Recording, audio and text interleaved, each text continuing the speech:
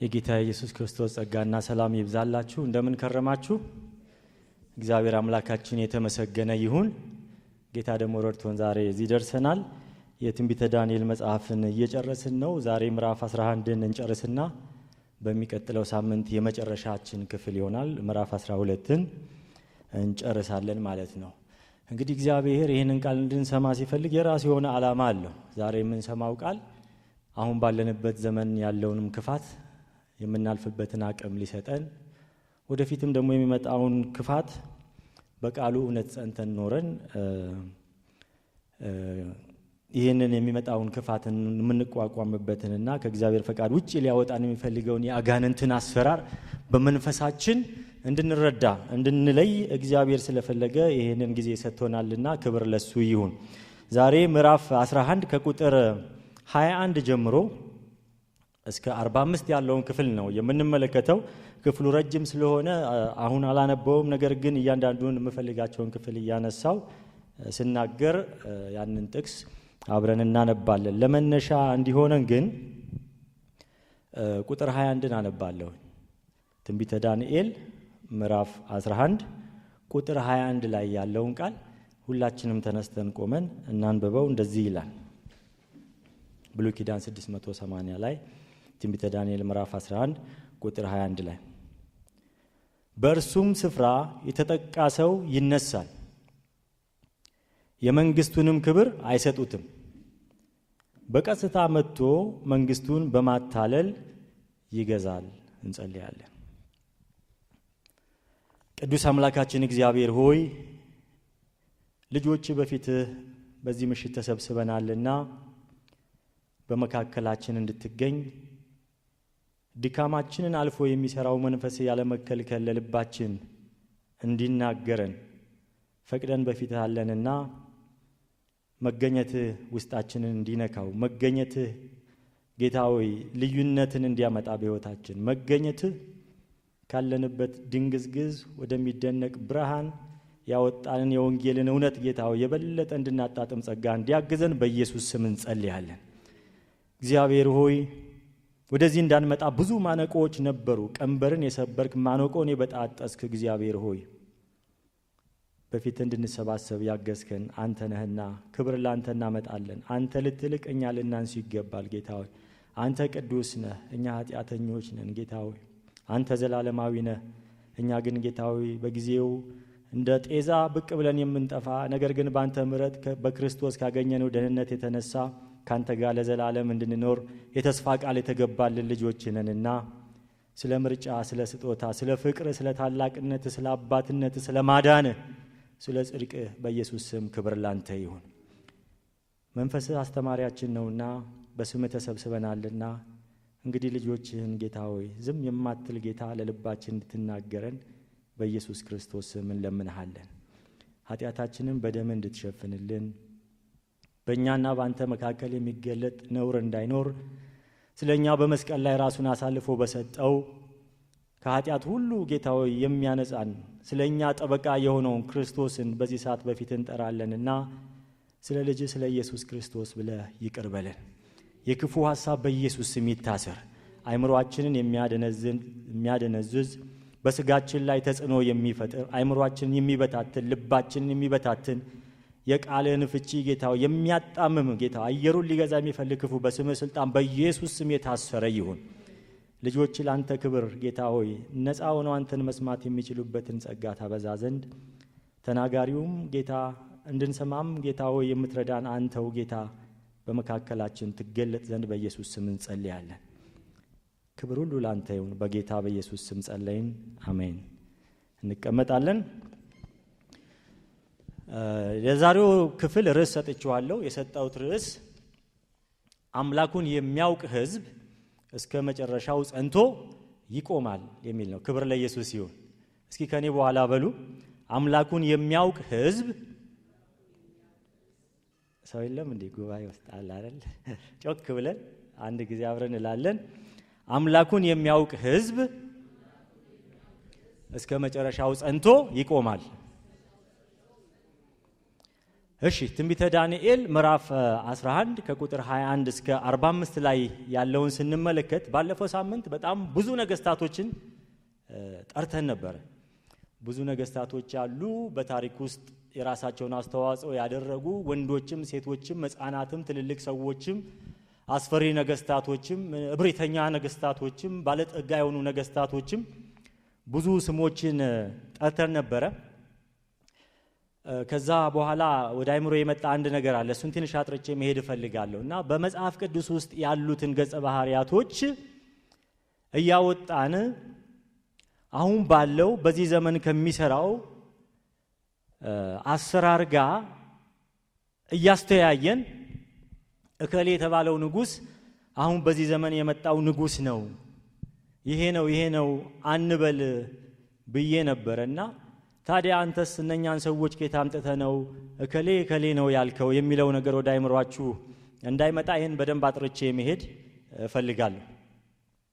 እኔ የተቃወምኩት ወይም ደግሞ ትክክል አይደለም ብዬ ያስተማርኩት በዚህ በትንቢተ ዳንኤል ላይ የተጠቀሱ ነገስታቶችን አሁን በዘመናችን ካሉ ታላላቅ ነገስታቶች ጋር ያነጻጸርን ያ ንጉስ እከሌ ማለት ነው፣ ያ መንግስት የዚህ መንግስት ነው እያልን የራሳችንን ግምታዊ ድምዳሜ ላይ መድረስ መጽሐፍ ቅዱሳዊ መሰረት የለውም የሚለውን ነገር ነው የተቃወምኩት። መጽሐፍ ቅዱስ ያላለውን የራሳችንን ዘመን የፖለቲካ መሪዎችን ለምሳሌ እንደ ሂትለር አይነቱን ወይም ደግሞ እንደ አውሮፓው ህብረት አይነት ወይም ዩኤን የምንለውን ወይም ደግሞ እንደ ስታሊን በታሪክ ውስጥ ጨካኝ የሆኑ ነገስታቶች የተነሱበት ወይም ደግሞ በዚህ ዓለም ያሉ ታላላቅ ገዢዎችን የነሱን ስም እያነሳን በግምት ወስደን ያ ንጉስ የተባለው ሰውዬ እከሌ ነው የሚለውን ድምዳሜ በዳንኤል ምዕራፍ 11 ላይ መሰረት የሌለው የመጽሐፍ ቅዱሱ ሐሳብ ሳይሆን ከውጪ ወደ መጽሐፍ ቅዱሱ ላይ የተጫነ ሐሳብ ነው። የኛን አይምሮ ተቆጣጥሮ ያለ በተለያዩ ትምህርቶች ወደኛ ውስጥ የገባ የዘመኑ አስተምሮ የሰዎችን ማንነት እዚህ መጽሐፍ ቅዱስ ላይ ከተጻፈው ታሪክ ጋር እየሰካካን አምጥተን እከሌ ነው የሚለው መጽሐፍ ቅዱሳዊ መሰረት የለውም በማለት ያንን ተናግሬያለሁኝ። ነገር ግን የነብዩ ዳንኤልን ትንቢት ስንመለከት የሚነሱ ነገስታቶች አሉ። በታሪክ ውስጥ ክስተት ሆነው የሚመጡ በእውነት በታሪክ ውስጥ የተገለጡ ልክ መጽሐፍ ቅዱሱ ላይ የተነገረውን ትንቢት የፈጸሙ ያስፈጸሙ ገነው በአንድ ጊዜ የታዩ ሰዎች አሉ። እነዛን ሰዎች ነው ከታሪክ ሰነድ ውስጥ እያመሳከርኩ አምጥቼ ስማቸውን የነገርኳችሁ እንጂ እንደው ታሪካዊ መሰረት የሌላቸውን የሰዎች ስም አምጥቼ ከዚህ ጋር አሰካክቼ እንደ ዘመኑ አይነት ትርጉም አይደለም የተናገርኩት። ምክንያቱም እነዚህ ሰዎች ባለፈው ሳምንት የተነጋገርናቸው ታላላቅ ነገስታቶች በሙሉ በመጽሐፍ ቅዱስ ስማቸው አይጻፍ እንጂ በታሪክ ላይ የእያንዳንዳቸው ስምና ግብር ልክ የዳንኤል መጽሐፍ ላይ እንደተገለጸው በታሪክ ውስጥ በክስተት የተነገሩ ሰዎች ወይም ደግሞ ነገስታቶች ናቸው እንጂ እንደው ዝም ብለን በግምት ስማቸውን ከታሪኩ ጋር በማያያዝ ያመጣናቸው ሰዎች አይደለም። እንደምታውቁት በመጽሐፍ ቅዱስ ውስጥ አንዳቸውም ነገስታቶች ስም ተጽፎ አንመለከትም። ዳንኤል 7ን ስንመለከት በቀጥታ ስማቸው አልተጻፈም። ለምንድን ነው ያልተጻፈው? የትንቢቱ ባህሪ ስለሆነ ነው። የትንቢት ባህሪ ዳንኤል ትንቢቱን በሚናገርበት ጊዜ ወይም በተቀበለበት ያንን ራእይ በተቀበለበት ጊዜ እነዚህ ነገስታቶች ገናም አልተወለዱ፣ ኤግዚስት ያደረጉ ነገስታቶች አልነበሩም።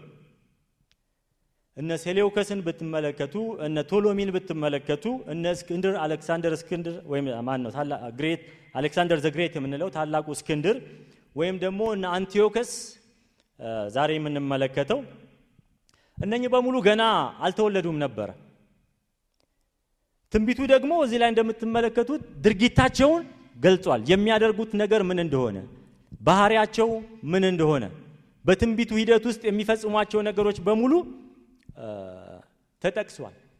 ለምን? የትንቢቱ ዋነኛው ዓላማ የትንቢቱን ባህሪና ድርጊቶችን ለመናገር ነው እንጂ የግለሰቦችን ስም፣ የስልጣናቸውን ስም ወይም ደግሞ በቤት ውስጥ የሚሰጣቸውን የግል ስማቸውን የመጥቀስ ዓላማ የለውም።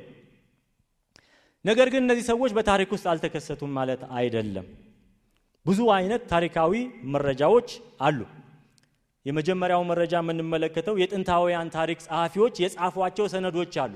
በተለይ ደግሞ የዲትሮካኖኒካል የምንላቸው ያዋልድ መጽሐፍን ስትመለከቱ፣ አንደኛና ሁለተኛ መቃብያንን ስትመለከቱ እነዚህ ባለፈው የጠቀስናቸውን ከዛም በፊት የጠቀስናቸውን ነገስታቶች ስማቸውን በዝርዝር አንድ በአንድ ይናገራል እና በእርግጥ እነዚህ ያዋልድ መጽሐፍት አንደኛና ሁለተኛ መቃቢ ያልናቸው መጽሐፍቶች ልክ እንደዚህ ዲቫይን እንደሆነ ወይም ደግሞ በእግዚአብሔር መንፈስ እንደተጻፈው መጽሐፍ ስልጣን ያላቸው መጽሐፍ ባይሆኑም ታሪክን ግን በደንብ አድርገው አትተው ዘርዝረው በመጽሐፍ ጥቅም ላይ የሚውሉ ጽሑፎች ናቸው። ይሄን አንዱን ጠቀስኩ እንጂ አንደኛና ሁለተኛ መቃቢ ሌላ በብዛት የሚጠቀሱ በመጽሐፍ ቅዱሱ ዘመን የነበሩ ግን መጽሐፍ ቅዱሳዊ ያልሆኑ ዓለማዊ ሊትሬቸሮች ወይም ደግሞ ጽሑፎች የግሪክ ፈላስፋዎች የጻፏቸው የታሪክ መጽሐፍቶች አሉ። ዓለማዊ የሆኑ ጥናቶች እነዛን ነገስታቶች የፈጸሟቸውን ነገር በጊዜና በታሪክ ሰንደው የያዙ ማለት ነው። ስለዚህ ከዛ በመነሳት ነው ከታሪኩ ጋር በማመሳከር እነኚህ ሰዎች የተወለዱበትን ጊዜ በማመሳከር የሰሩትንና የገዙትን የነገስታትን ጊዜ በማመሳከር እከሌ ነው የሚለው ድምዳሜና መጽሐፍ ቅዱሳዊ መረጃ ማስረጃ ያለውን ታሪክ የተናገረ ነው። ከዛ ባለፈ ደግሞ የወንጌላውያን እነኚህ ኢቫንጀሊካል ስኮላርስ የምንላቸው ወንጌላውያን ወይም የጥናት ምርምር የሚጽፉ ጸሐፊዎች አሉ። እነሱም በነዛ ኮመንተሪዎቻቸው ላይ ታሪካዊ ነገሩን በደንብ በጥልቀት ጽፈዋል። እኔ በተለይ የምጠቀመው የሚዙሪ ሲኖድ ወይም ደግሞ ሉትራን ቸርች ኦፍ ሚዙሪ ሲኖድ ኮመንተሪዎችን ነው የምጠቀመው። እነኛ ስኮላሮች የጻፏቸውን በተለይ አንድሪው ስቲንማን የሚባለውን የእሱን ታሪካዊ መጽሐፍ አመሳክሬ ነው እነዚህን የታሪክ ሰዎች ያመጣውላችሁና ባለፈው ብዙ ሰዎችን አንስተናል። ዛሬ ግን አንድ ሰውን ብቻ ነው የምናነሳው። አንድ ንጉስ፣ ከዚህ በኋላ የነገሰ አንድ ንጉስ፣ እሱን እናነሳለን። ነገር ግን ይሄ ንጉስ እሱ ብቻውን አይደለም፣ ከታሪክ ያለፈ ስነ መለኮታዊ ምሳሌ የነበረው ንጉስ እንደሆነ እንመለከታለንና የዛሬውን ታሪክ ስትመለከቱ ከቁጥር 21 ጀምሮ እስከ 45 ድረስ በሶሪያና በይሁዳ ላይ ገዢ ሆኖ ስለነበረው ወይም ስለተነሳው ስለ ንጉስ አንቲዮከስ አራተኛ ኤጲፋነስ የሚባለው ንጉስ ነው። ይሄን ብዙ ጊዜ ሰምታችሁታልና ኤጲፋነስ አንቲዮከስ የንግስና ስሙ ነው። ኤጲፋነስ የግል ስሙ ነው። አንቲዮከስ አራተኛ ነው። ብዙ አንቲዮከስ ነበሩ 1 2 3 4 እያለ አራተኛው የንግስና ስም ልክ በድሮ ጊዜ አጼ እንደሚባለው አራተኛው አንቲዮከስ ኤጲፋነስ የሚባለው ንጉስ ስለሱ ታሪክ ነው የምንመለከተው። ግን ከዚህ ንጉስ ያለፈ ትንቢታዊ የሆነ ከመጨረሻው ዘመን ጋር የተያያዘ ከጸረ ክርስቶስ ጋር የተያያዘ መረጃ አለን። ይሄን ከክፍል ውስጥም አለን። እንደዚሁም ደግሞ አጋዥ የሆኑ ጥቅሶች ከወንጌልና ከመልእክት ክፍል ላይ ስላለ እሱን እንመለከታለን። ምክንያቱም ይሄ ክፍሉን ሲጀምር ቁጥር 21 ላይ የሚለው በእርሱም ስፍራ ይላል። በእርሱም ስፍራ የተጠቃ ሰው ይነሳል። ሁለት ሰዎች እዚህ ጋር ተጠቅሰዋል። በማን ስፍራ ነው የሚነሳው የሚለውን ነገር የግድ ከታሪክ ሄደን የዚህን ሰው ንጉስ ስም ማግኘት አለብን። ከሱ በፊትም የነበረው ንጉስ ማን እንደሆነ ማወቅ አለብንና ይህ ንጉስ ቅድም ያልኳችሁ አንቲዮከስ አራተኛ ኤጲፋነስ፣ ከዚህ በኋላ ምናልባት ኤጲፋነስ ብቻ እያልኩ ጠራዋለሁ፣ በታሪክ ውስጥ ከ175 እስከ 164 ዓመተ ዓለም የተከሰተ ንጉስ ነበረ። በነገራችን ላይ ለ11 ዓመት ብቻ የነገሰ ንጉስ ነበረ። ነገር ግን ንጉሱን ለየት የሚያደርገው ከሌሎች ንጉሶች ለየት የሚያደርገው የራሱ የሆነ የግል ባህሪ ነበረው።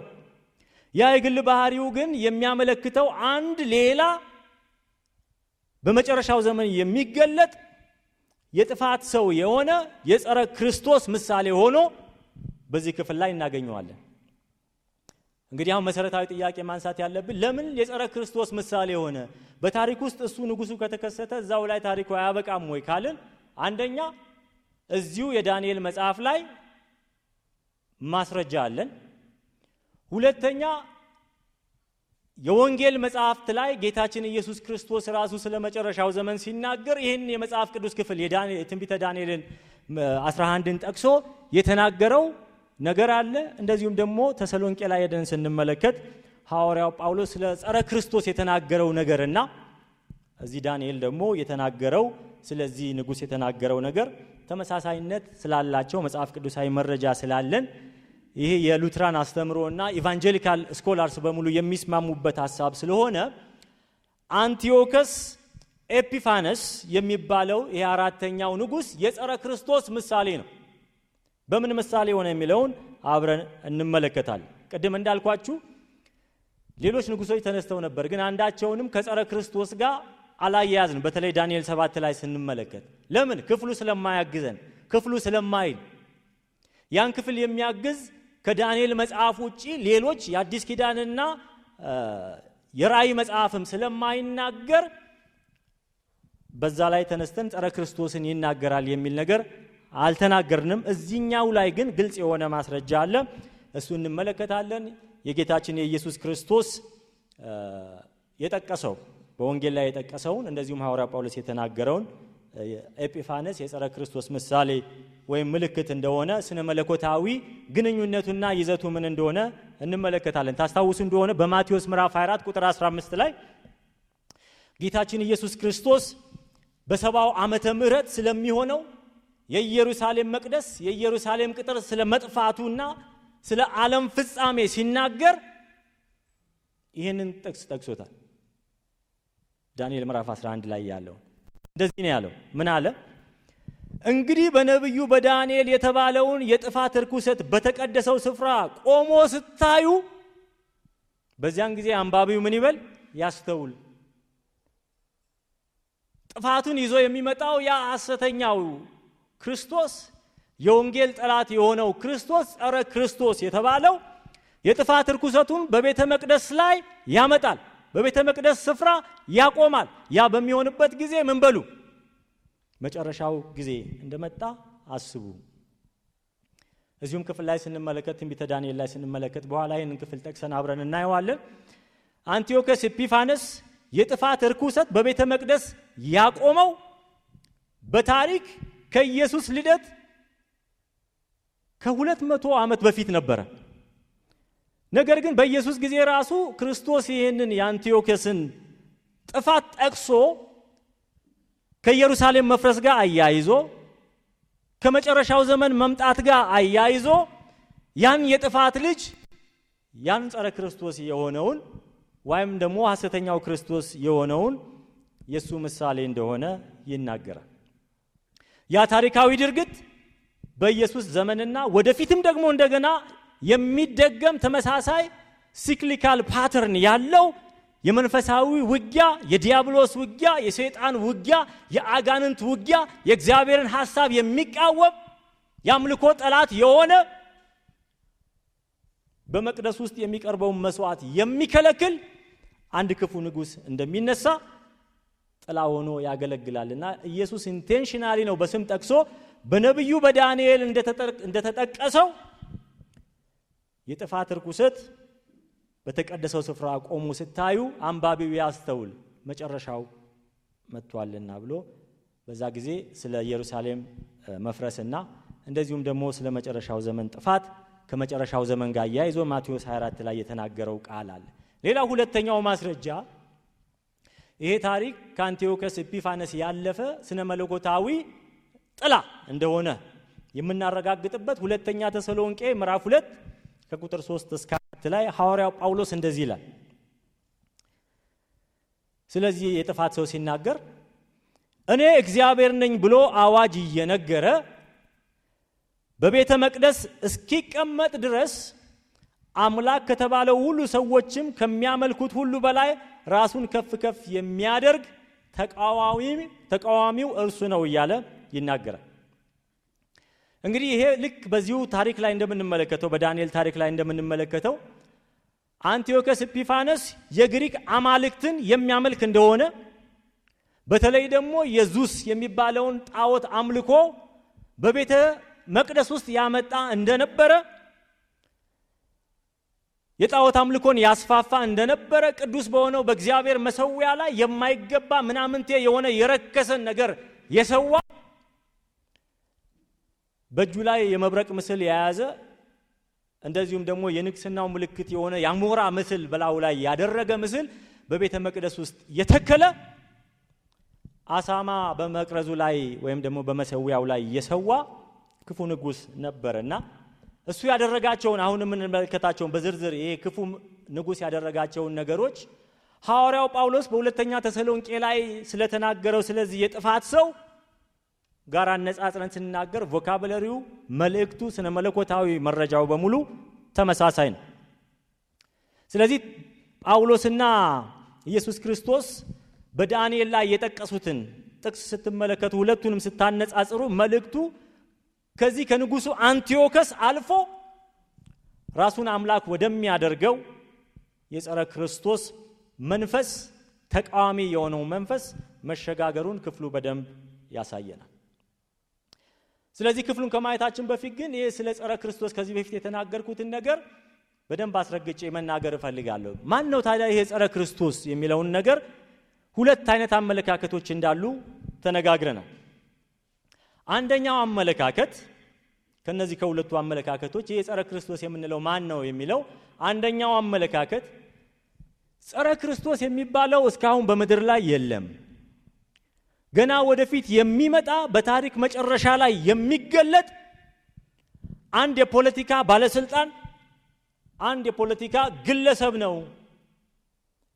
እርሱ ደግሞ ወደዚህ ዓለም የሚመጣው ክርስቶስ ከመምጣቱ በፊት ለ7 ዓመት ያለው ያ አይቀረችው አንድ ሱባኤ ዳንኤል 7 ላይ ያለው ለ7 ዓመት የሚነክሰው ፖለቲካዊ ስልጣንን በመጨበጥ ከመጨረሻው ፍርድ በፊት ለ7 ዓመት የሚገዛ ግለሰብ ነው የሚል አመለካከት አለ። ሁለተኛው አመለካከት ደግሞ ይሄ ጸረ ክርስቶስ የምንለው ወይም ደግሞ የክርስቶስ ተቃዋሚ የምንለው አንድ ግለሰብ ብቻ ሳይሆን በታሪክ ውስጥ የወንጌልን እውነት የሚያጨልም በቤተ ክርስቲያን ውስጥም ሆኖ ከቤተ ክርስቲያንም ውጭም ሆኖ ራሱን ልክ እንደ እግዚአብሔር ከፍ ከፍ የሚያደርግ ስርዓት መዋቅር ወይም ደግሞ ሲስተም ነው እንጂ አንድ ግለሰብ አይደለም የሚል አመለካከት ነው። ይሄ ሲስተም ደግሞ መስራት የሚጀምረው ገና ወደፊት ሳይሆን ክርስቶስ በመጣበት ጊዜ ከዛ ጊዜ ጀምሮ ክርስቶስ ዳግም እስከሚመለስ ድረስ የሚሰራ የክፋት አሰራር የክፋት መልእክተኞችን በሙሉ የያዘ ከአንድ ግለሰብ ያለፈ ሲስተምና መዋቅር ነው። ለጥቂት ጊዜ ብቻ የሚመጣ አንድ የፖለቲካ አምባገነን ብቻ አይደለም፣ ሲስተም ነው። ያ ሲስተሙ በግለሰቦች ይገለጣል። ግለሰቦች ያ ግለሰብ ላይ ግን አያተኩርም። ይሄ ሲስተም ደግሞ ገና ወደፊት የሚመጣ ሳይሆን ኢየሱስ ክርስቶስ ሞቶ ካረገበት ጊዜ ጀምሮ ዳግም እስከሚመጣ ድረስ በሰው ልጅ ታሪክ ውስጥ በቤተ ክርስቲያን ታሪክ ውስጥ የሚሰራ ክፉ መንፈስና ስርዓትን የሚወክል አሰራር ነው። ቀጣይነት ያለው ነው። ዓለማዊና መንፈሳዊ የክፋት መዋቅር ስርዓት ነው። ባህሪያቶቹ ምንድናቸው? አንደኛ ራሱን ከእግዚአብሔር ቃል በላይ ያደርጋል። ከቃሉ በላይ ስልጣን እንዳለው ያስባል። ቃሉን እየሻረ የራሱን የሆነ ስልጣን ያሳያል። ቃሉን ያጣምማል። የእግዚአብሔር ቃል የማይለውን ለሱ ስልጣን፣ ለሱ ክብር፣ ለሱ ዝና የሚጠቀም ነው። ሁለተኛ ጸጋና የወንጌል እውነት የሚቃወም ነው። በክርስቶስ ኢየሱስ ለሰዎች የተሰጠውን ጸጋ በሰው መልካም ሥራ እየበረዘ ያን የወንጌል እውነት የሚያቆሽሽ ነው። ይሄ ግለሰብ ሳይሆን ሲስተም ነው፣ መዋቅር ነው። በዛ መዋቅር ውስጥ ግለሰቦች ሊሳተፉ ይችላሉ። ምክንያቱም የሲስተም መገለጫ ግለሰቦች ስለሆኑ ነው። አንድ ሰው ግን ሳይሆን በዛ ሲስተም ውስጥ የሚያልፉ ሁሉ ነገስታቶች ሊሆኑ ይችላሉ፣ ካህናቶች ሊሆኑ ይችላሉ፣ ጳጳሶች ሊሆኑ ይችላሉ። እዚህ ክፍል ላይ እንደምንመለከተው በኋላ ላይ አብራራለሁ የዛ መዋቅር ውጤቶች ናቸው። ሌላው የዚህ ክፉ ወይም ደግሞ ጸረ ክርስቶስ መገለጫ ምንድነው? በእግዚአብሔር ቤተ መቅደስ ውስጥ ተቀምጦ ራሱን ማግዘፉ ነው። ተሰሎንቄ 2:4 ላይ እንዳየ ነው። ለዚህ ነው ሉተር ከዚህ ባህሪው በመነሳት ጸረ ክርስቶስ ከቤተ ክርስቲያን ውጪ ያለ ዓለማዊ ወይም ፖለቲካዊ ንጉስ ብቻ አለመሆኑን በደንብ ያብራራው። ስለዚህ በሉተራን አመለካከት ጸረ ክርስቶስ በዓለማዊ መንግስታትም ሆነ በቤተ ሃይማኖት ወይም ደግሞ በሃይማኖት ተቋማት ውስጥም የሚሰራ ቀጣይነት ያለው ፖለቲካዊና አጋንንታዊ ስርዓትና መዋቅር ነው። ከክርስቶስ እርገት ጀምሮ እስከ ዳግም ምጽአቱ ድረስ የሚሰራ ይህን ክፉ ሲስተም የሚቆጣጠር አጋንንታዊ ስራ እንደሆነ በደንብ ማየት እንችላለን። ወንጌልን የሚቃወም ክርስቶስ በስጋ መገለጡን የሚቃወም ከእግዚአብሔር ቃል በላይ ራሱ ባለስልጣን እንደሆነ የሚያስብ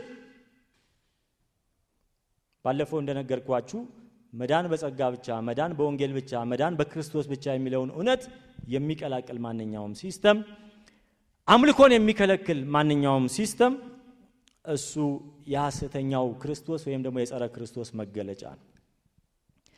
ታዲያ በዚህ ቁጥር ላይ ሲጀምር ምንድነው የሚለው ሲናገር? ስለዚህ ስለ አንቲዮኮስ ኤጲፋንስ ሲናገር ምንድነው የሚለው? በእርሱም ስፍራ የተጠቃ ሰው ይነሳል፣ የመንግስቱንም ክብር አይሰጡትም፣ በቀስታ መጥቶ መንግስቱን በማታለል ይገዛል። አሁን እዚህ ላይ ልናያቸው የሚገባ ትልልቅ ጉዳዮች አሉ። አንደኛ በእርሱ ስፍራ የሚመጣ አንድ የተጠቃ ሰው አለ ይላል። በእርሱ ስፍራ የተባለው ማን ነው? ይሄ እርሱ ባለፈው እንደተነጋገርነው ታስታውሱ እንደሆነ እብሪተኛው የሆነ ባለጸጋ የሆነ ባለሀብት የሆነ ዘረክሰስ የሚባል አራተኛው ይነሳ እንደነበረ ተነጋግረናልና ታሪኩ እዛ ጋር ነበር ያበቃው።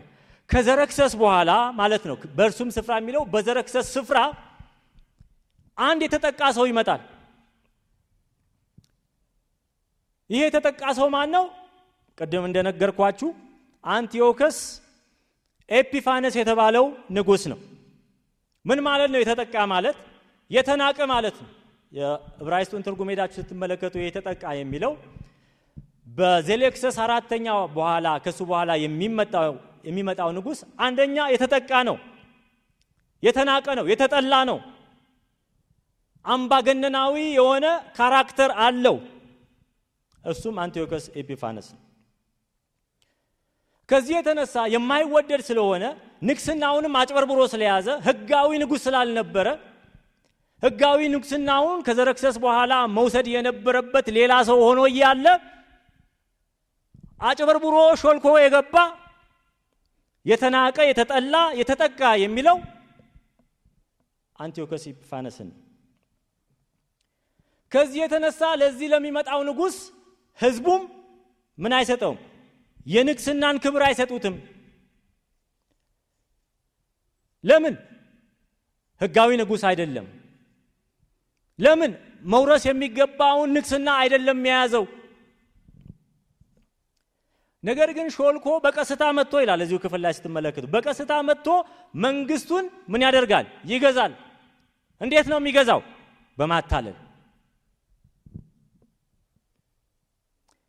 ቅድም እንዳልኳችሁ እንዴት ነው ያታለለው? ህጋዊ ወራሽ አልነበረም። ኤጲፋነስ ህጋዊ ወራሽ አልነበረም። ዘረክሰስ ከሞተ በኋላ መንገስ የሚገባው የሱ ወንድም ከሞተ በኋላ መንገስ የሚገባው የዘረክሰስ ከተገደለ በኋላ ወራሽነቱን ክሌም ማድረግ የነበረበት ልጅ ነበረ፣ ህፃን ነበረ። ዲሜጥሮስ የሚባል ህፃን የዚህ አንቲዮኮስ ኤጲፋነስ የወንድሙ ልጅ ነው። ለዚህ ህፃን አጎት ነበረ። ኤጲፋነስ አጎቱ ነበረ። ምንድነው የሆነው? በእነሱ አግሪመንት መሰረት ሴሌውክሰስ አራተኛ ሲሞት ወይም ደግሞ በጦርነት ሲሸነፍ አንድ ሰው በምርኮ ከሱ ቤተሰብ ይወሰዳል። ያን ጊዜ ተወስዶ የነበረው ይሄው ኤጲፋነስ ነበረ። ለምርኮ የተወሰደው ኤጲፋነስ ነበረ። ነገር ግን በኋላ ላይ በድርድር ኤጲፋነስ ተፈታና በሱ ፋንታ ህፃኑ ዲሜጥሮስ ተወስዶ በሮም ታስሮ ነበረ።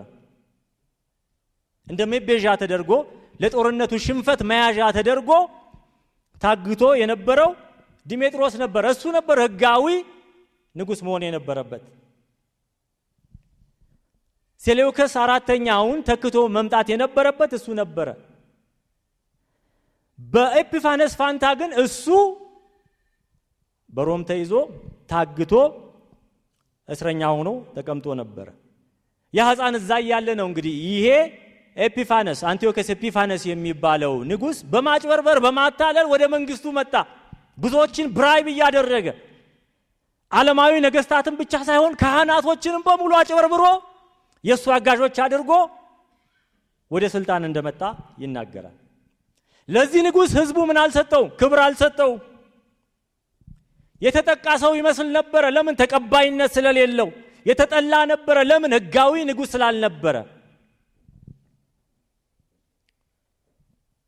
ነገር ግን ህጋዊ ወራሹ ዲሜጥሮስ በሱ ፋንታ በሮም ታስሮ ስለነበረ ዲሜጥሮስ ያንን ንግስናውን ክሌም ማድረግ በማይችልበት ሁኔታ ላይ ስላለ ሾልኮ ገባ።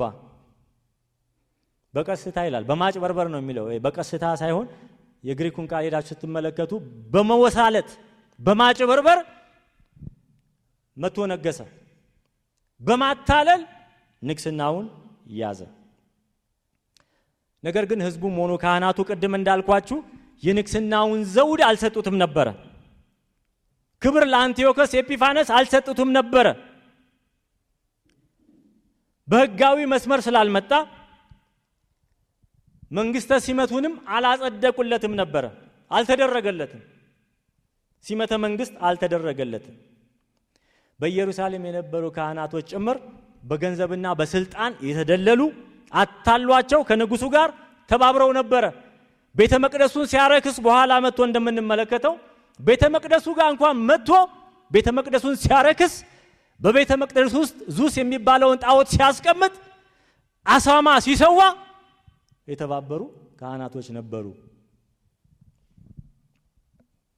የእግዚአብሔርን መቅደስ ያስረከሱ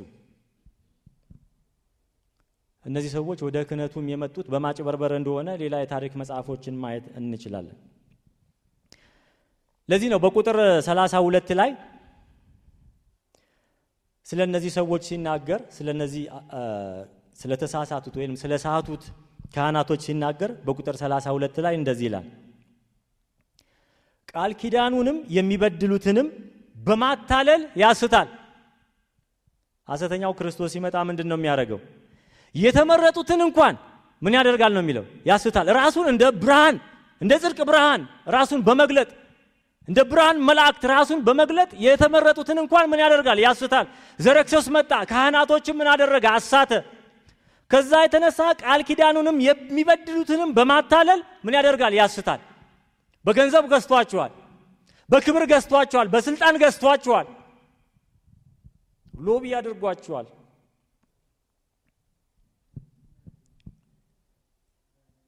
ከዛ እዛው ላይ ግን የሚናገረው አንድ ነገር አለ።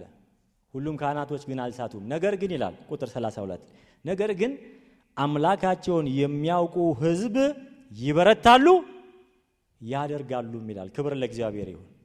አምላኩን የሚያውቅ ሕዝብ እስከ መጨረሻው ድረስ ምን ይሆናል ብያችኋለሁ? ይጸናል። አምላኩን የሚያውቅ ለምን እንደተጠራ የሚያውቅ ለምን ዓላማ እንደዳነ የሚያውቅ። እስራኤላውያን እግዚአብሔር ከግብጽ ባርነት ነፃ ያወጣቸው ለምን እንደሆነ አላወቁም።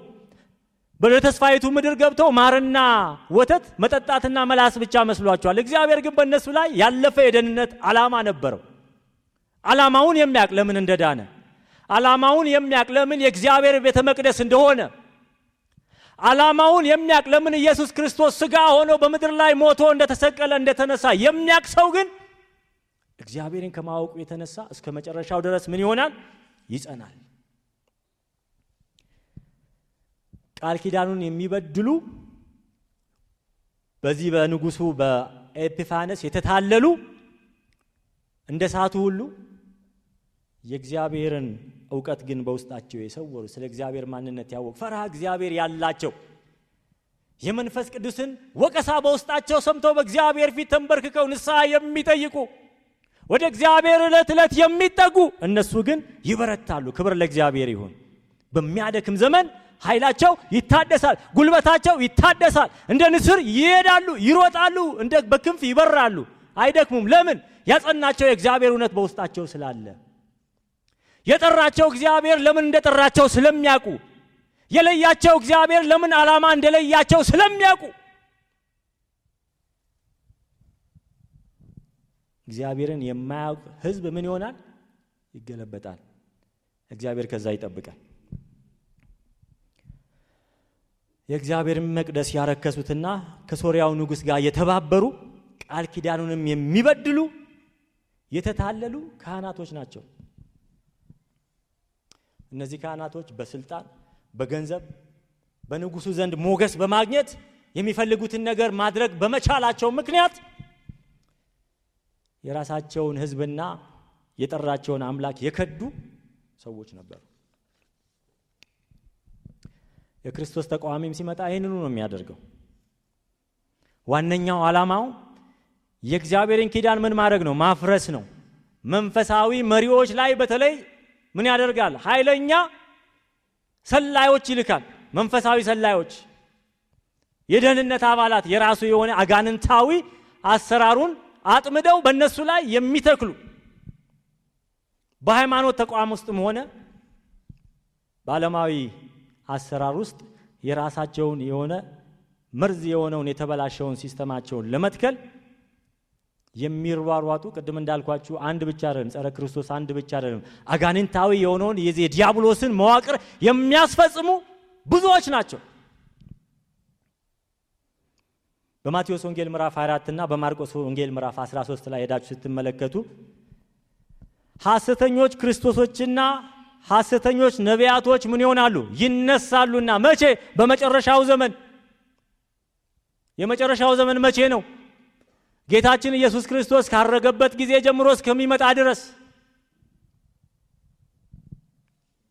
ቢቻላቸውስ የተመረጡትን እንኳ እስኪያታልሉ ድረስ ታላላቅ ምልክትና ድንቅን ያሳያሉ። የሞተ ሊያስነሳ ይችላሉ። እውር ሊያበሩ ይችላሉ። ሽባ ሊተረትሩ ይችላሉ። ያ ግን ወንጌል አይደለም። ወንጌል ኃጢአትህ ተሰረየችልህ የሚል ነው። ክብር ለእግዚአብሔር ይሁን። ምክንያቱም የችግር ሁሉ መሰረቱ ኃጢአት ነው። ወንጌል ለኛ ከዘላለም ሞት ወደ ዘላለም ሕይወት በክርስቶስ ኢየሱስ ያገኘነው ያ ደህንነት ነው። በእምነት ያገኘነው ያ ደህንነት ነው። ሌላ ሁሉ ጭማሬ ነው። እግዚአብሔር ከፈለገ ይፈውሰናል። እግዚአብሔር ከፈለገ በትንቢት ይናገረናል። እግዚአብሔር ከፈለገ በመገለጥ ይናገረናል። ዋነኛው ወንጌል ግን በኢየሱስ ክርስቶስ አምነን ኃጢአታችን ከኛ ላይ መደምሰሱ ነው። ክብር ለእግዚአብሔር ይሁን። ከዛ የተነሳ ስማችን በሕይወት መዝገብ ላይ መጻፉ ነው። ያ ወንጌል ነው። የወንጌል ትሩፋት ግን ብዙ አለ። ፈውስ አለ፣ መገለጥ አለ፣ ትንቢት አለ። እግዚአብሔር በፈለገው መልኩ በሰጠን የጸጋ ስጦታዎች ይጠቀም። ዋና ነገር ግን እሱ አይደለም። ይመጣሉ፣ እነዚህ ሐሰተኛ ነቢያቶች ይመጣሉ፣ ሐሰተኛ ሐዋርያቶች ይመጣሉ። ቢቻላቸውስ ልክ በዳንኤል ጊዜ የሳቱት ካህናቶች እንደሳቱ ሁሉ ቢቻላቸውስ የተመረጡትን ታላላቆች የምንላቸው መንፈሳዊ አባቶች የምንላቸው እስከሚያስቱ ድረስ ታላላቅ ታምራትና ድንቅን ያሳያሉ። ሁለተኛ ቆሮንቶስ 11 ላይ ሄዳችሁ ስትመለከቱ ጳውሎስ ሲናገር እንደነዚህ ያሉ ሰዎች የክርስቶስን ሐዋርያት እንዲመስሉ ራሳቸውን እየለወጡ ውሸተኞች ሐዋርያትና ተንኮለኞች ሰራተኞች ናቸውና። ይህም ድንቅ አይደለም፣ የሚገርም ነገር አይደለም። ሰይጣን ራሱ የብርሃንን መልአክ እንዲመስል ራሱ ምን ያደርጋል? ይለውጣልና። እንግዲህ አገልጋዮቹ ደግሞ የጽድቅን አገልጋዮች እንዲመስሉ ተመልከቱ። እዚህ ጋር ይመስላሉ። ምን? የጽድቅ አገልጋዮች ይመስላሉ። የጽድቅን አገልጋዮች እንዲመስሉ ራሳቸውን ቢለውጡ ታላቅ ነገር አይደለም። ፍጻሜያቸው ግን እንደ ስራቸው ይሆናል። መጨረሻቸው እንደ ስራቸው ይሆናል። ለምን? እግዚአብሔር ቀን ቀጥሯል። ባለፈውም ስንነጋገር ነበር በትንቢተ ዳንኤል ላይ እግዚአብሔር የሚያስነሳቸው ነገስታቶች በሙሉ እግዚአብሔር የቀጠረላቸው ጊዜ አለ። ወዮ ያ እግዚአብሔር በፍርድ ቀን በሚነሳ ሰዓት ለነሱ የሚቆም ማንም የለም። አንደኛ ጢሞቴዎስ ምዕራፍ 4 ቁጥር 1 ላይ መንፈስ ግን በግልጥ በኋለኞች ዘመናት አንዳንዶችን የሚያስቱ መናፍስትና በውሸተኞች ግብዝነት የተሰጠውን የአጋንንትን ትምህርት እያደመጡ ሃይማኖትን ይክዳሉ። አማርኛው ትርጉም ነው ሃይማኖትን የሚለው። የግሪኩን ትርጉም ስትመለከቱ ግን እምነታቸውን ይክዳሉ፣ ክርስቶስን ይክዳሉ። ደህንነታቸውን መፈጸም ያቅታቸዋል። ለዚህ ነው መጽሐፍ ቅዱስ ሲናገር ደህንነታችሁን ምን በሉ ፈጽሙ። ሁለተኛ ጴጥሮስ ምዕራፍ 2 ቁጥር 1 እስከ 3 ብትመለከቱ ጴጥሮስ ሐሰተኛ አስተማሪዎች በማህበሩ መካከል እንደሚነሱ አጥፊ የሆነ ትምህርታቸውንም በስውር ኑፋቂያቸውንም በስውር አሽወልከው እንደሚያስገቡ በፈጠራ ወሬ ሰዎችን እያታለሉ ከወንጌሉ ልባቸውን እንደሚያርቁ ያስጠነቅቃል። እንደዚህ ይላል፣ ነገር ግን ሐሰተኞች ነቢያት ደግሞ በሕዝቡ መካከል ነበሩ፣ እንዲሁም በመካከላችሁ ደግሞ ሐሰተኞች አስተማሪዎች ይሆናሉ። እነርሱም የዋጃቸውን ጌታ እንኳን ክደው ያዳናቸውን ጌታ እንኳን ክደው የሚፈጥንን ጥፋት በራሳቸው ላይ እየሳቡ የሚያጠፋ ኑፋቄን አሽልከው ያስገባሉ። ስለ ታማኞቹ ካህናቶች ግን ሲናገር በዳንኤል ቁጥር 11:32 ላይ ሲናገር ምን ይላል? አምላካቸውን የሚያውቁ ሕዝቦች ግን ጸንተው ይቆማሉ፣ ደግሞም ያደርጋሉ። ሕይወታቸውን አሳልፈው በመስጠት ለእግዚአብሔር እውነት እስከ ሞት ድረስ ለጌታ የታመኑ ይሆናሉ። የመጽናታቸው ምስጢራቸው በራሳቸው ስለበረቱ ሳይሆን የእግዚአብሔር እውነት ልባቸውን ስለገዛ፣ የወንጌል እውነት ስለለወጣቸው፣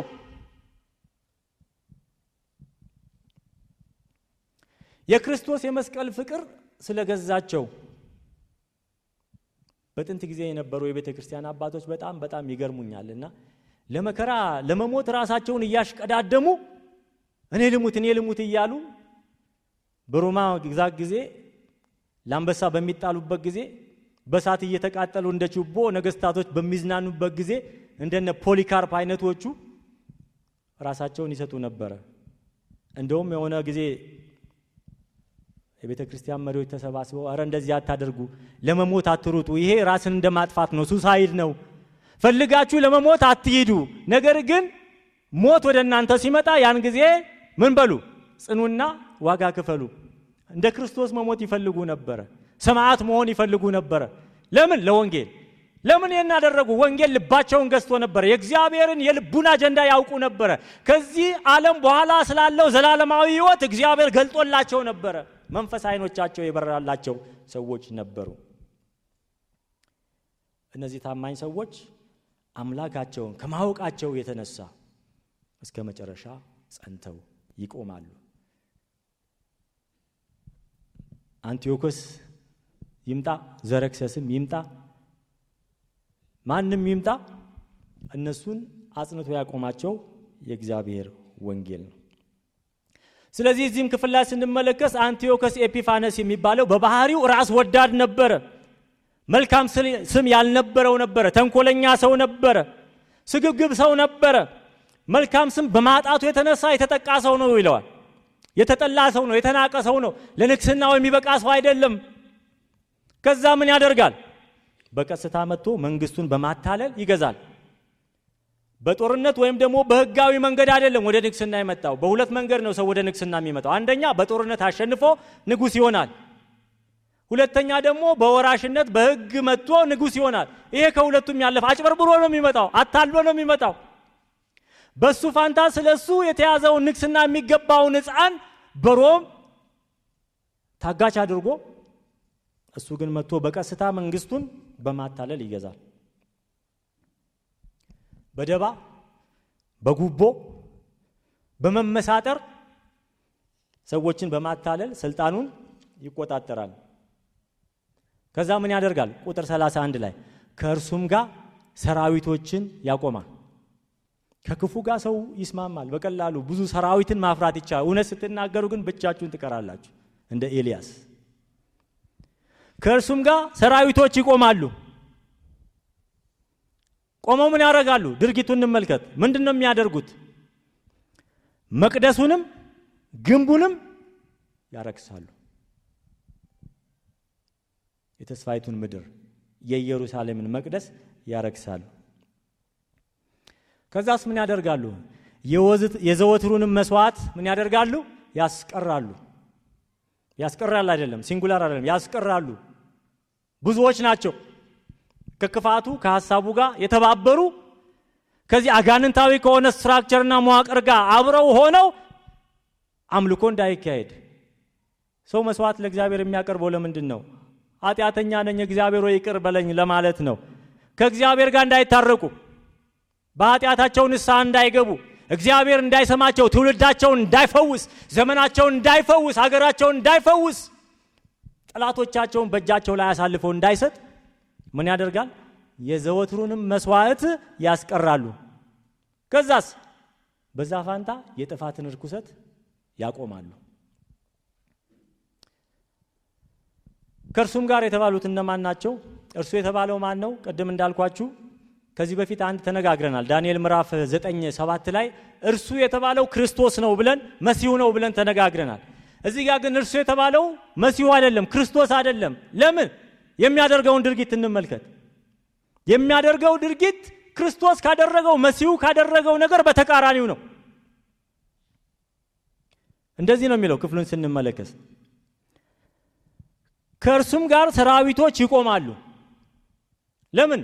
የዓላማ አንድነት ስላላቸው፣ የአጥፊው ኃይል መልእክተኞች ስለሆኑ ይሰበሰባሉ። ከዛ ምን ያደርጋሉ? መቅደሱንም ግንቡንም ያረክሳሉ። ከዛ የዘወትሩንም መስዋዕት ያስቀራሉ። ዳንኤል ምዕራፍ 9 ቁጥር 27 ላይ የተመለከትነው የሚለው ምንድን ነበረ? እርሱም በሱባኤው እኩሌታ መስዋዕትንና ቁርባኑን ያስቀራል ነበር የሚለው። እዛ ጋር እርሱም የሚለውን ለክርስቶስ ካደረግን እዚህ ጋር እርሱም የሚለው ለምን ክርስቶስ አይሆንም የሚል ጥያቄ ከተነሳ መልሱ እዚሁ ክፍል ላይ አለ። በዳንኤል ምዕራፍ 9:27 ላይ ጸሐፊው የተጠቀመው ይሄ ያስቀራል የሚለውን ቃል የተጠቀመበት የዕብራይስጡ ቃል ሂሽቢት የሚል ቃል ነው የተጠቀመው። ሂሽቢት የሚለው ቃል ትርጉሙ ደግሞ በተሻለ አንድን ነገር መፈጸም ወይም ማከናወን ነው። እዛ ዳንኤል ምዕራፍ 9:27 ላይ ተናገረው። እርሱም በመስዋዕቱ እኩሌታ ቁርባኑን ያስቀራል የሚለው ሂሽቢት የሚለው ቃል እንዴት ነው የሚያስቀረው? የተሻለ ነገር በመፈጸም፣ አንድን ነገር ለማዕረግ በማብቃት፣ አንድን ነገር በማሳረፍ፣ በማጠናቀቅ የሚፈጸም መልካም የሆነ ፍጻሜ እንደሆነ መሲሁ ኢየሱስ ክርስቶስ የፈጸመውን ነገር የሚያመለክት እንደሆነ በደንብ ማየት እንችላለን። የተጠቀመበትን አውዱን ስንመለከት ከመሲሁ የመስቀልና የሞት የትንሣኤ ከመስዋዕቱ ጋር የሕግ ፍጻሜ ማምጣቱን የሚናገር ከዛ ጋር የተያዘ አውድን ያለበት። የተጠቀሰበትንም የባለቤት ቁጥር ስትመለከቱ ነጠላ ቁጥር ነው የተናገረው። እዚህ ጋር ግን ስትመለከቱ ብዙ ቁጥር ነው የተናገረው። የአጋንንት የዲያብሎስ መልእክተኞች እንደሆኑ፣ የጥፋት አጀንዳ እንዳላቸው፣ የሚያደርጉት ነገር ከእግዚአብሔር ሐሳብ ተቃራኒ እንደሆነ ለመግለጥ የተጠቀመበት እርሱ የሚለው ይህ አንጢዮከስ ኤጲፋነስ የሚባለው ለዛ ለሐሰተኛው ክርስቶስ ጥላ የሆነው አመፀኛው ንጉሥ እንደሆነ በደንብ ማየት እንችላለን። በዛ ክፍል ላይ ስንመለከት አሁን በንጽጽር እንድናይ ስለፈለግኩ ነው። በዳንኤል ምዕራፍ 7 ላይ ያየነው ክርስቶስ በመስቀል ላይ ባቀረበው የአንድ ጊዜና ዘላለማዊ በሆነ በተሻለ መስዋዕትነት የኦሪቱን ሕግ የሙሴን ሕግ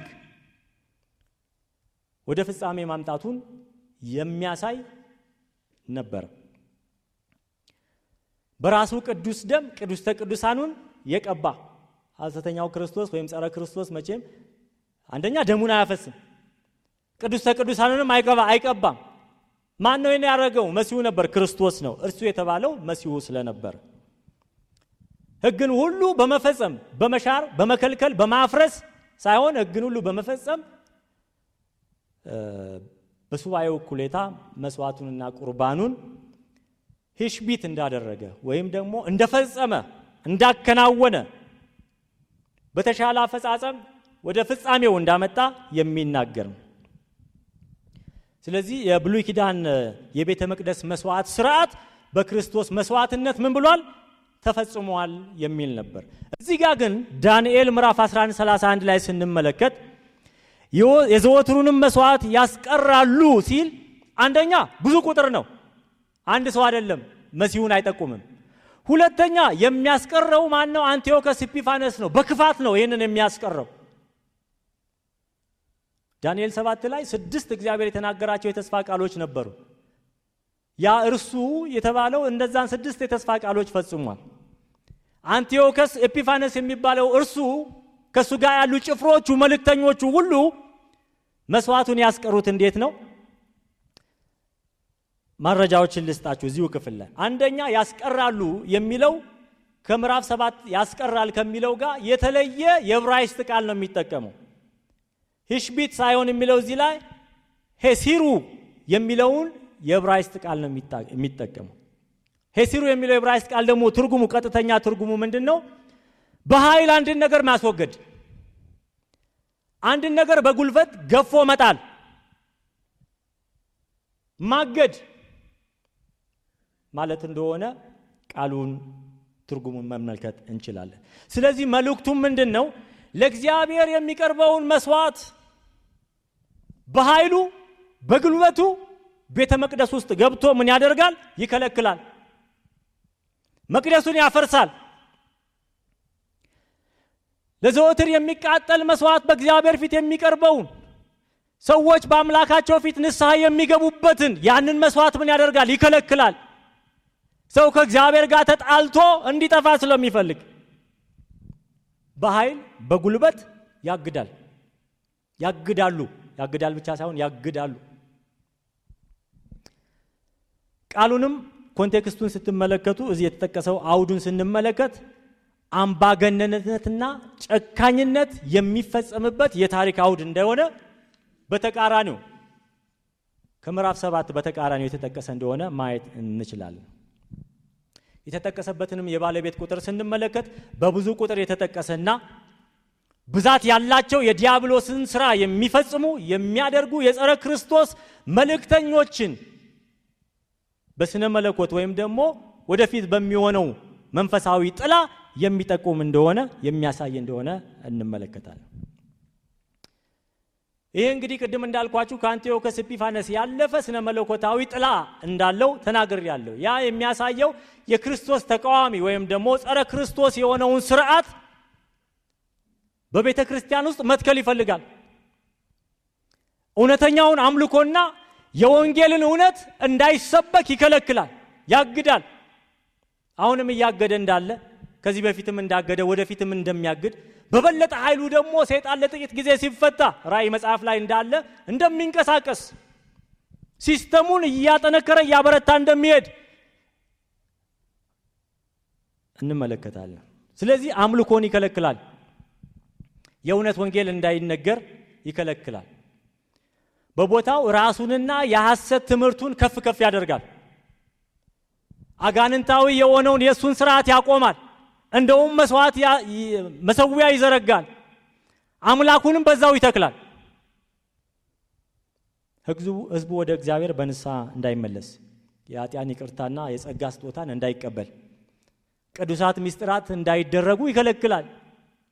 ቅዱሳት ምስጢራት የጸጋ መሳሪያ መቀበያዎች ሆነው እያሉ ተራ ነገር እንደሆነ እንድናስብ ያደርጋል። ይሄ የክፋት መዋቅርና ሲስተሙ ደግሞ ድሮም ያለ አሁንም ያለ ወደፊትም የሚገለጥ የዲያብሎስ ስልታዊ የሆነ መገለጫው ነው። ዓላማቸውም ምንድነው? የጥፋት ርኩሰት በዚያ በእግዚአብሔር ቤተ መቅደስ ውስጥ ያቆማል። በልባችን ላይ የጥፋት ሐሳቡን ምን ያደርጋል? ያቆማል። ወደ እግዚአብሔር እንዳንመለስ ልባችን እንዲነነድን የእግዚአብሔር መንፈስ በውስጣችን ሲወቅሰን ለእግዚአብሔር መንፈስ ምላሽ እንዳንሰጥ ወደ እግዚአብሔር እንዳንጠጋ ይከለክላል። ለዚህ ነው ጌታችን ኢየሱስ ክርስቶስም ስለ መጨረሻው ዘመን ስለ ክፉ ዘመን ስለሚመጣው ክፋት ሲናገር ይሄንን የተናገረው። የጥፋት ርኩሰት በተቀደሰችው ስፍራ ቆሞ ስታዩ አንባቢው ምን ይበል? ያስተውል፣ መጨረሻው መጥቷል። የክርስቶስ ተቃዋሚ ራሱን ገልጧል። የክርስቶስ ተቃዋሚ የሆነው መንፈስ ያ ሲስተም ያ ስትራክቸር አሁንም አለ። በአምልኮ ስፍራ ተቀምጦ ራሱን አምላክ አድርጎ ያሳያል። የኃጢአት ስርየት የሚሰጥ እሱ እንደሆነ ፕሪቴንድ ያደርጋል። ቃሉን ተጠቅሞ የእግዚአብሔርን ቃልና የወንጌልን ትምህርት በሰዎች ተረት በሐሰት አፈ ታሪክ ይተካል። ያ ነው የጥፋት ርኩሰት ማለት። ነፍሳት እንዳይድኑ፣ ሰዎች እንዳይድኑ፣ ወንጌል እንዳይሰበክ፣ ሰዎች ወደ ንስሐ እንዳይመጡ፣ የንስሐ ወንጌል የለም፣ በክርስቶስ ከሆንም በኋላ ኃጢአት የለብንም የሚል አስተምሮ ይዞ የሚመጣ። አንድ ጊዜ እያስተማርኩ የዛሬ 6 ዓመት አንድ ወንድም መጣና ተማሪ ነው። በክርስቶስ ኢየሱስ የሆኑ አዲስ ፍጥረት ሆነዋል፣ እኔ ኃጢአት የሚባል ነገር የለብኝም አለ። ኃጢአተኛ አይደለሁም፣ ለምን ንስሐ እገባለሁ? ኃጢአት የለብህም? አዎ። አትቆጣም? እኔ ተቆጥቼ አላቅም አለ። አትናደድም? ተናድቼ አላቅም። ተሳድበህ አታቅም? አንተ መልአክ ነህ አልኩት። መጽሐፍ ቅዱሳችን እንደሚያስተምረን ሰዎች ነን፣ በሰውነታችን ፍጹም ኃጢአተኞች ነን። ጽድቃችን ግን በማን ነው? በክርስቶስ ነን። ስለዚህ አሁን በዚህ ዘመን የምታዩዋቸውን ስብከቶች ስትመዝኑ ሰዎች በንስሐ ወደ እግዚአብሔር እንዲመለሱ ኮንፍሮንት የሚያደርጉ አይደሉም። ወደ እግዚአብሔር መመለስን ኢንከሬጅ አያደርጉም። ለምን? ምእመኑ ልቡን የሚያሞቀው የልቡን ሐሳብ የሚነግረው መጽሐፍ ቅዱስን አጥንቶ ከመጽሐፍ ቅዱስ የሚወጣውን መልእክት ይዞ ሳይሆን ሰው የሚያመጣው ከውጭ የሆነውን ሐሳብ የሰዎችን የልብ ትርታ አጥንቶ መጽሐፍ ቅዱስ የማይናገረው እንዲናገር አስገድዶ ስለሚናገር ብዙ አጃቢዎች አሏቸው። ሐሰተኛው ክርስቶስ በዛ ነው የሚመጣው። ይሄ ተንኮለኛውና ምድራዊ ትዕቢተኛው ገዢ አንቲዮኮስ የጸረ ክርስቶስ ምሳሌ የሆነው መስዋዕቱንም ያቆመው በኃይል ነው። እንደ ክርስቶስ ራሱን በመሰዋት ሕግን በመፈጸም ሳይሆን የእግዚአብሔርን ቤተ መቅደስ በማበላሸት 3 ነገር ነው ያደረገው። አንደኛ ቤተ መቅደስ ውስጥ መጥቶ ራሱን ንጉሥ አደረገ፣ ራሱን አምላክ አደረገ። መሰዊያውን የድሮውን የያህዌን መሰዊያ አፈረሰ። የዙስን ጣዖት በቤተ መቅደስ ውስጥ ተከለ። የዙስን ምስል አስቀመጠ። ከዛ በኋላ ምን አደረገ? በአይሁዳውያን ታሪክ ኮርማዎች ሲሰዉ እንኳን በደንብ ንጹህ የሆነ ኮርማ ታይቶ እግሩ ያልተሻፈፈ፣ እጁ ያልተሰበረ፣ ቀንዱ ያልተቆረጠ ንጹህ የሆነውን በሬ ነው፣ ኮርማ ነው የሚታረደው። በቤተ መቅደስ ውስጥ ግን ምን አረደ ይላል? አሳማ፣ እሪያ። ለአይሁዳውያን አሳማ ማለት ምንድን ነው? አይደለም ለእግዚአብሔር መስዋዕት ማድረግ እነሱ ራሳቸው አይበሉ። እሪያ የበላ ሰው አይደለም የነካ ሰው ምንድን ነው የሚሆነው? በኦሪት ሕግ መሰረት ሸኮናው ክፍት ያልሆነ እንስሳ መብላት ኃጢአት ነውና ለእግዚአብሔር ምን አደረገ? ተሳደበ። በቃ ይሄ ስድብ ነው። በልዑሉ ላይ ምን ያደርጋል ነው የሚለው? ይሳደባል። የስድብ ቃል ይናገራል። አሳማ ለእግዚአብሔር በመሰዊያው ላይ አሰዋ። የእግዚአብሔርን አምልኮ ከለከለ። ግርዘትንና የኦሪትን ሕግ አገደ። ቤተ መቅደሱ ውስጥ እንዳልኳችሁ የግሪክ ጣዖትን አምጥቶ አስቀመጠ። ልዑሉን ተገዳደረ፣ በእግዚአብሔር ላይ ተነሳ። ይህ የሰይጣን መልእክተኛ ከእግዚአብሔር ሐሳብ ውጪ ካህናቱም እንዲወጡ አደረገ። በቁጥር 36 ላይ እንደዚህ ይላል። የክፋቱን መጨረሻ የክፋቱን ጥግ ሲናገር ለካ እግዚአብሔር የቀጠረለት ጊዜ ላይ ለመድረስ የክፋቱ ጥግ ላይ መድረስ ነበረበት። አንቲዮኮስ ኤጲፋነስ፣ ጸረ ክርስቶስ፣ የክፋት ሲስተም መዋቅር ሰዎችን አሽመድምዶ የያዘ፣ በጨለማ ሰዎችን አንቆ የያዘ፣ ጣሪያው ላይ እስከሚደርስ እግዚአብሔር ይተወዋል። ምን ይላል ቁጥር 36 ላይ? ንጉሱም አንቲዮኮስ 4ኛ ኤጲፋነስ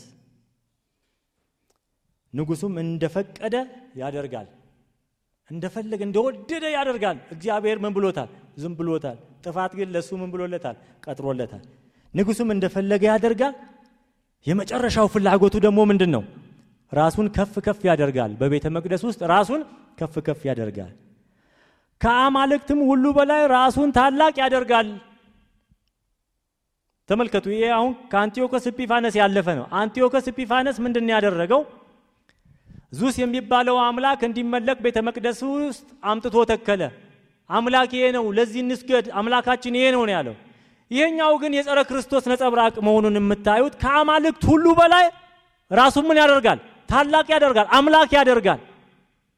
አማልክቶች ሁሉ ለሱ ምንድናቸው? ምንም ናቸው። ለምን? እሱ ከአማልክት ሁሉ አምላክ በላይ ራሱን ስለሚቆጠር የሐሰተኛው ክርስቶስ ከአማልክት ሁሉ በላይ ራሱን ታላቅ ያደርጋል። ከዛስ በአማልክትም አምላክ ላይ በትዕቢት ይናገራል። አለቀ። እዛ ጋ ነው ተርኒንግ ፖይንቱ፣ እዛ ጋ ነው እግዚአብሔር ከዙፋኑ የሚነሳበት። ክብሩን የሚሻማውን እግዚአብሔር አይፈልግምና ክብሩን እግዚአብሔር ለማንም አይሰጥምና። በሁለተኛ ተሰሎንቄ ላይ ሐዋርያ ጳውሎስ ያለው ተመሳሳይ ነገር ነው። ልክ እንደዚህ ምንድነው ያለው?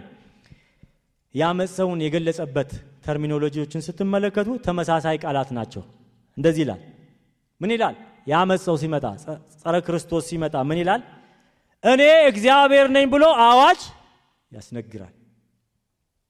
እኔ ማን ነኝ? እግዚአብሔር ነኝ ብሎ አዋጅ ያስነግራል። በእግዚአብሔር ቤተ መቅደስ እስኪቀመጥ ድረስ አምላክ ከተባለው ሁሉ በላይ ሰዎችም ከሚያመልኩት ሁሉ በላይ ራሱን ምን ያደርጋል? ራሱን ከፍ ከፍ ያደርጋል። ማ? የክርስቶስ ተቃዋሚ የሆነው ጸረ ክርስቶስ። በዚህ ሁሉ ግን ደስ የሚለው ወንጌል ያለው እዚህ ጋር ነው። በዚህ ሁሉ ግን አምላካቸውን የሚያውቁ ህዝቦች ግን ጸንተው ይቆማሉ። እግዚአብሔር ከዚህ ውስጥ ያድርገን። አሜን። ምንም ያደርጉ አምላካቸውን የሚያውቁ ግን ጸንተው ይቆማሉ። እግዚአብሔርን ማወቃቸውና በእርሱ መጽናታቸው ክፉን ለመቃወም ብርታት ይሆናቸዋል። በራሳቸው ማስተዋል አይደለም፣ በራሳቸው ጥበብ አይደለም፣ በራሳቸው ዕውቀት አይደለም። እግዚአብሔርን በማወቃቸው በእግዚአብሔር እውነት በመጽናታቸው። በቁጥር 45 ላይ ዳንኤል እንደዚህ ይላል። እየጨረስኩ ነው። ደስ የሚለኝ ነገር መጨረሻ ላይ ቁጥር 45 ላይ ምዕራፍ 11 ቁጥር 45 የመጨረሻው ጥቅስ ነው። አሁን የጥፋት ማማው ላይ ደርሷል። ራሱን ከአማልክት ሁሉ በላይ አምላክ አድርጓል። እኔ እግዚአብሔር ነኝ ብሏል። በልዑል ላይ ደግሞ የስድብ ቃል ተናግሯል። እንዴት? አምልኮውን በማስቀረት መሰዊያውን በማፍረስ መቅደሱን በማፍረስ ቅጥሩን በማፍረስ ጣዖትን በቤተ መቅደስ ውስጥ በመትከል አሳማ በመሰዋት በልዑል ላይ የስድብ ቃል ተናግሯል። ልዑል ምን ያደርጋል? ቁጥር 45 ላይ እንደዚህ ይላል ዳንኤል ሲናገር፣ ነገር ግን አጥፊው ወደ ፍጻሜው ይመጣል። እስኪ አሜን በሉ። ክብር ለኢየሱስ ይሁን። አጥፊው ወደ ፍጻሜው ይመጣል። ለአጥፊው በእግዚአብሔር የተወሰነለት የጊዜ ገደብ አለው። ያን ጊዜ ወዮለት የሚረዳው የለም አይደል የሚለው። መጨረሻው ቁጥር ላይ ያለውን ቃል ስንመለከት እስኪ እናንብበው። ቁጥር 45 ላይ ምንድነው የሚለው? ንጉሳዊ ድንኳኑንም በባህርና በከበረው በቅዱስ ተራራ መካከል ይተክላል፣ ወደ ፍጻሜው ግን ይመጣል። ወይኔ ጉዱ! ያን ጊዜ ግን ማንም አያድነው። ኢየሱስ ጌታ ነው። እግዚአብሔር በቁጣው ሲነሳ፣ እውነተኛው ንጉሥ ክብሩን የማያካፍለው ጌታ በቁጣው ሲነሳ፣ እግዚአብሔር ለፍርድ ሲነሳ፣ ችሎቱ ሲሰየም ምንም አይነት ኃይል ሊያድነው አይችልም። ለምን? እግዚአብሔር የበቀል አምላክ ነውና። በአጠቃላይ ይሄ ክፍል የሚናገረው ነገር ምንድን ነው? ጥቂት ነገሮችን በ2 ደቂቃ ተናግሬ ልጨርስ። የማጠቃለያ ሐሳብ ንጉሥ አንቲዮኮስ ኢጲፋነስ የመጀመሪያው ጥፋት ታሪክ ፍጻሜ መሆኑን በዚህ ክፍል ላይ በደንብ እንገነዘባለን። ነገር ግን ንጉሥ ኢጲፋነስ ከሌሎች ንጉሥ ለየት የሚያደርገው ታሪካዊ አውዱን ስንመለከት ክፍሉ በዋናነት የሚያወራው ስለ አንቲዮኮስ ኢጲፋነስ ብቻ ሳይሆን በዳንኤል አርቆ ስለታየው የዛ የጸረ ክርስቶስ የእግዚአብሔር ጠላት የሆነው ሐሰተኛው ክርስቶስ መነሳት ነበረ። ስለሱ ሴራ አስቀድሞ የሚናገርበት፣ ከሱ ሴራ የእግዚአብሔር ሕዝቦች እንዴት ራሳቸው መጠበቅ እንዳለባቸው፣ በምን አይነት መልኩ አታሎ ቤተ መቅደስ ውስጥ እንደሚገባ፣ ወደ ልባችን እንደሚገባ፣ የአምልኮ ሕይወት እንዳይኖረን፣ የዝማሬ ሕይወት እንዳይኖረን፣ የቅድስና ሕይወት እንዳይኖረን፣ የንስሐ ሕይወት እንዳይኖረን፣ ወደ ቤተ ክርስቲያን መመላለሳችን ልማድና ስርዓት ሰዎች አዩኝ አላዩኝ የሚለውን ይሉንታ ብቻ በውስጣችን አድርገን ሕይወታችን የለወጠውን ጌታ በግላችን በመንፈሳችን እንዳንገናኝ የሚያደርግ ያንን ክፉ የሆነ ሲስተሙን በልጆቻችን፣ በቤታችን፣ በትዳራችን ውስጥ ይዘራል። ንቁ ነው የሚለው። አንቲዮኮስ ኢጲፋነስ ስነ መለኮታዊ ምሳሌያዊ ትርጉም አለው። በዘመናት ውስጥ የሚሰራውን ይህን የክርስቶስ ተቃዋሚ መንፈስና ስርዓት የሚወክል ነው። ኤጲፋንስ በታሪክ ውስጥ በዓለማዊም ሆነ በቤተ ክርስቲያን መዋቅር ውስጥ የሚሰራው የክርስቶስ ተቃዋሚ መንፈስ ቅድመ ምሳሌ ነው። ቅድመ ምሳሌ እንደሆነ የሚያስገነዝብ ነው። ክፍሉም ይናገራል፣ የወንጌል ክፍላትም ይናገራሉ፣ የመልእክት ክፍሉም ይናገራል። ይህ ማለት ምንድነው?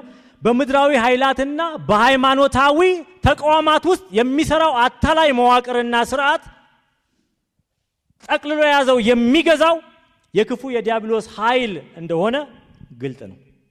እግዚአብሔርን የሚሳደብ ራሱን እንደ እግዚአብሔር የሚቆጥር ከጥንትም ጊዜ የነበረ አሁንም ያለ ይበልጥ ደግሞ በመጨረሻው ዘመን ሰይጣን ከታሰረበት ሲፈታ ለጥቂት ጊዜ የሚገለጥ የረቀቀ የመናፍስት አሰራር ምሳሌ ነው። ነገር ግን በቁጥር 45 ላይ ለቅዱሳንና ለቤተ ክርስቲያን የሚሆን የመጽናኛ ቃል ዳንኤል በትንቢት ሲናገር እናያለን። ምንድነው የሚለው? ንጉሳዊ ድንኳንንም በባህርና በከበረው በቅዱስ ተራራ መካከል ይተክላል። ያ የጥፋቱ መጨረሻ ይሆናል። ነገር ግን ወደ ፍጻሜው ይመጣል። ማንም ደግሞ እርሱን ከልዑል እጅ አያድነውም። የጨለማው አጋንንት ዛሬም ቢፎክርም የወንጌል ጠላት ቢሆንም ወንጌል ግን እንዳይሰበክ አያደርግም። ጀምሯል። ከአንደኛው ክፍለ ዘመን ጀምሮ ጌታችን ኢየሱስ ክርስቶስ ከሄደ ጊዜ ጀምሮ ሐዋርያት ወንጌል እንዳይሰብኩ አንዳንዶችን በማቃጠል፣ አንዳንዶችን በመጋዝ በመሰንጠቅ፣ አንዳንዶችን ዘቅዝቆ በመስቀል፣ አንዳንዶችን መሬት ለመሬት በመጎተት ብዙ ጥሯል ወንጌል እንዳይሰበክ። ነገር ግን ወንጌል ዛሬም ይሰበካል። ወንጌልን ማስቆም አይችልም። ለጊዜው ይሰራል፣ ለጊዜው ይንቀሳቀሳል። ነገር ግን እግዚአብሔር ቀን ቀጥሮለታል። ወደ ፍጻሜው ግን ይመጣል፣ ማንምም አያድነውም። ይሄ የጨለማው ያጋንንቱን አሰራር የሱ ፍጻሜ የተቀጠረለት እንደሆነ ማወቅ እንዳለብን ክፍሉ ይናገራል። የመጨረሻ ወይም የማታ ድሉ የኢየሱስ ነው። ክብር ለኢየሱስ ይሁን። ድሉ የቅዱሳን ነው። ለምን? እግዚአብሔርን ስለሚያውቁ እስከ መጨረሻው ይጸናሉ። ክርስቶስ ኢየሱስ በመስቀል ላይ በፈጸመው በዛ መስዋዕት የኃጢአት ይቅርታ የሰጠን ጌታ፣ ሞታችንን ከኛ ላይ የሻረ ጌታ የጸረ ክርስቶስን ኃይል ለአንዴና ለመጨረሻ ጊዜ ምን አድርጎታል? ደምስሶታል። አቅም አሳጥቶታል። ክብር ለኢየሱስ ይሁን። እኛ ግን ዛሬ ምን አድርጉ ነው የሚለን? በዚህ በክርስቶስ ኢየሱስ ያገኘነውን ያንን እውነት ያንን ወንጌል አጽንተን እንድንይዝ በዛ እውነት ደግሞ እንድንመላለስ እግዚአብሔር ያሳስበናል። ለዚህ ነው ርዕስ እንደዚህ ያልኩት፣ አምላኩን የሚያውቅ ሕዝብ እስከ መጨረሻው ጸንቶ ይቆማል። እስከ መጨረሻው አጽንቶ የሚያቆመን የእግዚአብሔር ዕውቀት በወንጌል ወደ ልባችን የገባው ገዝቶ እስከ መጨረሻው ያጽናን። አሜን ትላላችሁ? እንጸልያለን።